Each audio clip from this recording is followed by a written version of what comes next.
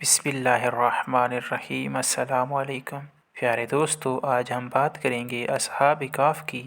असहाब काफ़ का वाक़या खुदा की नज़र में कितनी अहमियत का हामिल है।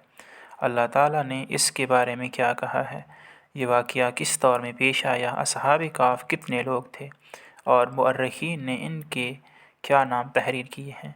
असहाब काफ़ जिस शहर में रहते थे इसका नाम क्या था और बादशाह शहर का नाम क्या था। बादशाह इनको क्यों मारना चाहता था। असहाब काफ़ कितने साल तक सोते रहे। जब वो उठे तो इस वक्त किस बादशाह की हुकूमत थी, तो इनके साथ क्या सलूक किया गया। असहाब काफ़ के कुत्ते का क्या नाम था। प्यारे दोस्तों, बात करते हैं कि अहद फितरत के बहुत से वाक़यात में असहाब काफ़ का वाक़या बहुत मशहूर है। इसका मुफस्सल ज़िक्र कुरान मजीद में भी मौजूद है। इस वाक़ये की अहमियत के पेश नज़र कुरान के 15वें पारे में इस सूरा के नाम जिसमें ये वाक़या है सूरह कहफ़ रख दिया गया है। यह वाक़या हज़रत ईसा अलैहिस्सलाम और हज़रत मुहम्मद मुस्तफ़ा सल्लल्लाहु अलैहि वसल्लम के दरमियानी अहद में से गुज़रा है। इस वाक़ये की अहमियत इससे भी ज़ाहिर होती है कि खुदावंद आलम ने इसे ख़ुद अजीब व गरीब वाक़या बताया है। हम सबसे पहले कुरान मजीद की उन आयात का तर्जमा देखते हैं जिनमें इस वाक़ये का ज़िक्र हुआ है। इरशाद रब्बुल इज़्ज़त होता है, ए रसूल, क्या तुम ये ख़याल करते हो कि असहाब रकीम हमारी कुदरत की निशानियों में से एक अजीब निशानी थे कि ये के बारगी कुछ जवान गार में आ पहुँचे और दुआ की कि ए परवरदिगार, हमें अपनी बारगाह से रहमत अता फरमा और हमारे वास्ते हमारे काम में कामयाबी इनायत कर। तब हमने कई बरस तक गार में इनके कानों पर पर्दे डाल दिए, यानी इन्हें सुला दिया। फिर हमने इन्हें चौंकाया ताकि हम देखें कि दो गिरोहों में से किस को गार में ठहरने की मुद्दत खूब याद है। ए रसूल, अब हम इनका हाल तुमसे बिल्कुल ठीक तहकीकन बयान करते हैं। वो चंद जवान थे कि अपने सच्चे परवरदिगार पर ईमान लाए थे और हमने इनकी सोच समझ और ज़्यादा कर दी और हमने इनके दिलों पर सब्र व इस्तक़लाल की गिरह लगा दी कि जब दकियानूस बादशाह ने कुफ्र पर मजबूर किया तो उठ खड़े हुए और बेतहम्मुल कहने लगे, हमारा परवरदिगार तो बस सारे आसमानों व ज़मीन का मालिक है, हम तो इसके सिवा किसी माबूद की हरगिज़ इबादत न करेंगे। अगर हम ऐसा करें तो यकीनन हमने अकल से दूर बात कही। अफसोस कि ये हमारी कौम के लोग हैं कि जिन्होंने खुदा को छोड़कर दूसरे माबूद बनाए हैं। फिर ये लोग इनके माबूद होने की कोई सरही दलील पेश नहीं करते हैं और जो शख्स ये झूठ बहतान बांधे उससे ज़्यादा जालिम और कौन होगा। फिर बाहम कहने लगे कि जब तुमने इन लोगों से और खुदा के सिवा जिन माबूदों की ये लोग परस्तिश करते हैं उनसे किनारा कशी कर ली तो चलो फलां गार में जा बैठो, तुम्हारा परवरदिगार अपनी रहमत से तुम पर वसी कर देगा और तुम्हारा काम तुम्हारे लिए आसानी के साथ मुहैया कर देगा। गर्ज ये ठान कर गार में जा पहुँचे। जब सूरज निकलता है तो तू देखेगा कि वो उनके गार से दहनी तरफ झुक कर निकलता है और जब गुरूब होता है तो इनसे बाईं तरफ कतराता हुआ जाता है और वो मज़े से गार के अंदर वसी जगह में लेटे हुए हैं। ये खुदा की कुदरत की निशानियों में से एक निशानी है।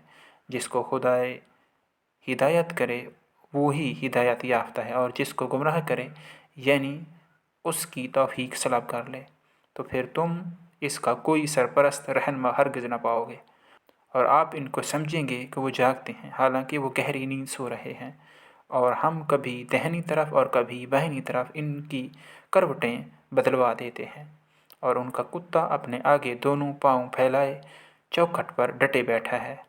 इनकी ये हालत है कि अगर तो इनको कहीं झांक कर देखे तो उल्टे पाँव ज़रूर भाग खड़ा हो और तेरे दिल में दहशत समा जाए और जिस तरह अपनी कुदरत से इनको सुलाया है इसी तरह अपनी कुदरत से इनको जिगा उठाया ताकि आपस में कुछ पूछ कुछ करें। गर्ज इनमें एक बोलने वाला बोला कि उठो भाई, आखिर इस गार में तुम कितनी मुद्दत ठहरे। कहने लगे, ए ठहरे क्या, बस एक दिन या एक दिन से भी कम। इसके बाद कहने लगे, जितनी देर तुम गार में ठहरे इसको तुम्हारा परवरदिगार ही कुछ तुमसे बेहतर जानता है। अच्छा, तो अब अपने में से किसी को اپنے روپے دے کر شہر کی طرف بھیجو، تو وہ جا کر دیکھ بھال لے کہ وہاں کا کون سا کھانا بہت اچھا ہے، پھر اس سے بے قدر ضرورت کھانا تمہارے واسطے لے آئے۔ اور اسے چاہیے کہ وہ آہستہ چپکے سے آ جائے اور کسی کو تمہاری خبر نہ ہو۔ اس میں شک نہیں کہ اگر ان لوگوں کو تمہاری اطلاع ہو گئی تو بس پھر تم سنسار کر دیے جاؤ گے، یا پھر تم کو اپنے دین کی طرف پھیر لیا جائے گا، اور اگر ایسا ہوا تو پھر تم کبھی کامیاب نہ ہو پاؤ گے۔ اور ہم نے یوں ان کو قوم کے لوگوں کو ان کی حالت پر اطلاع کر دی تاکہ وہ لوگ دیکھ لیں کہ خدا کا وعدہ یقیناً سچا ہے، اور یہ بھی سمجھ لیں کہ قیامت کے آنے میں کوئی شبہ نہیں ہے۔ اب اطلاع ہونے کے بعد ان کے بارے میں لوگ باہم جھگڑا کرنے لگے۔ کچھ لوگوں نے کہا کہ ان کے غار پر بطور یادگار کوئی عمارت بنا دو، ان کا پروردگار تو ان کے حال سے خوب واقف ہے۔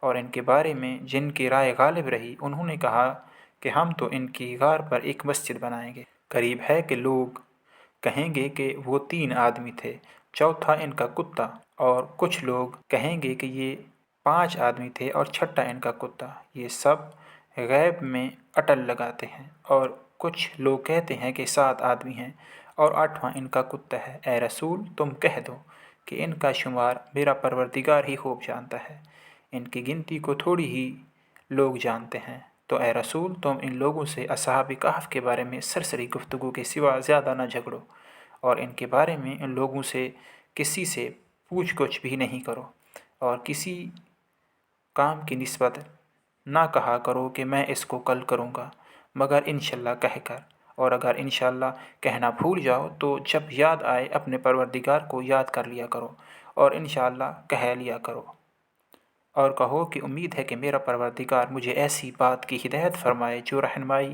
میں اس سے بھی زیادہ قریب ہے۔ اور اصحاب کہف غار میں 9 اوپر 300 برس رہے۔ اے رسول اگر وہ لوگ اس پر مانے تو تم کہہ دو کہ خدا کے ٹھہرنے کی مدت بخوبی جانتا ہے۔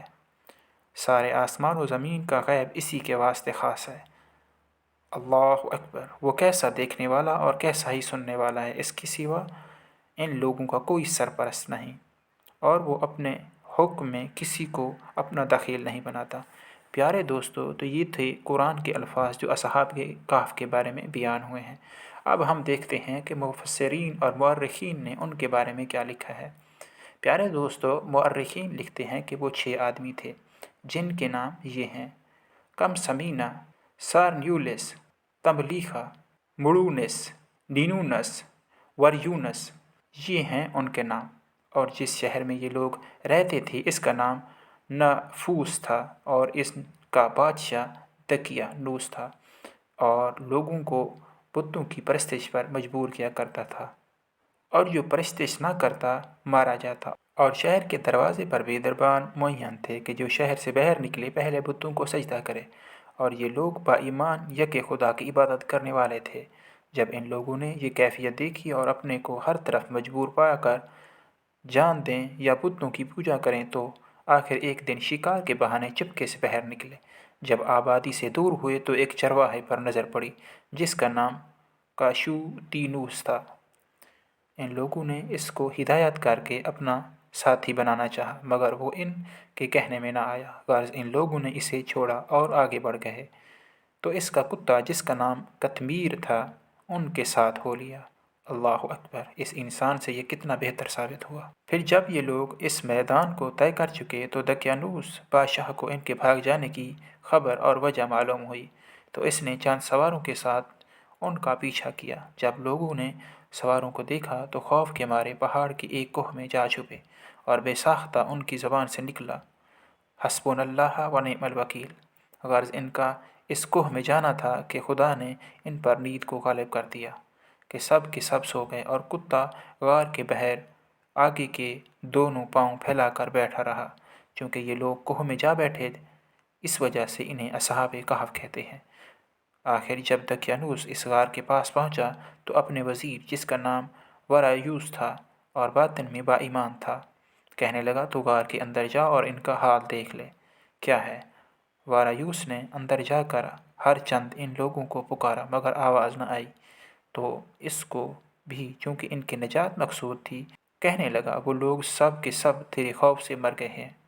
یہ سن کر دقیانوس خوش ہو گیا اور حکم دیا کہ غار کے دروازے کو بند کر دو۔ وارایوس نے ایک تختی پر ان کا نام اور نسب اور بھاگنے کی تاریخ لکھ کر غار کے دروازے پر لٹکا دی، اور ایک اور روایت میں ملتا ہے کہ ایک صندوق میں رکھ کر غار کے دروازے پر رکھ دیا۔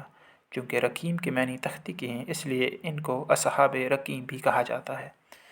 الغرض یہ لوگ غار میں سوئے تو سوتے ہی گئے، اب کا کہ اٹھتے 309 برس تک سوتے رہے۔ اسی اثنا میں دقیانوس کا زمانہ بھی ختم ہو گیا، وہ مرا اور اس کے بعد کئی بادشاہ ہوئے۔ جب یہ لوگ اٹھے تو دروازہ بند پا کر متحیر ہوئے کہ کیوں کر کھولیں، اس کو ہم کس طرح کھول سکتے ہیں؟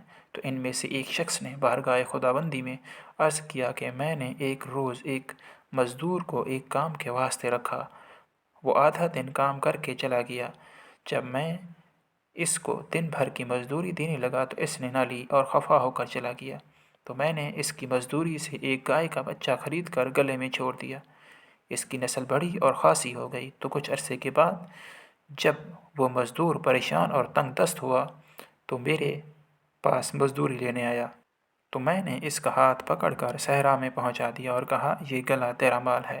وہ بولا تم مجھ سے دل لگی کرتے ہو۔ آخر میں نے قسم کھائی اور پورا قصہ اس سے بیان کیا تو اس نے اس پر قبضہ کیا۔ بس خداوندہ اگر میں نے یہ کام خاص تیری رضا کے لیے کیا تھا تو اس کا دروازہ کھول دے۔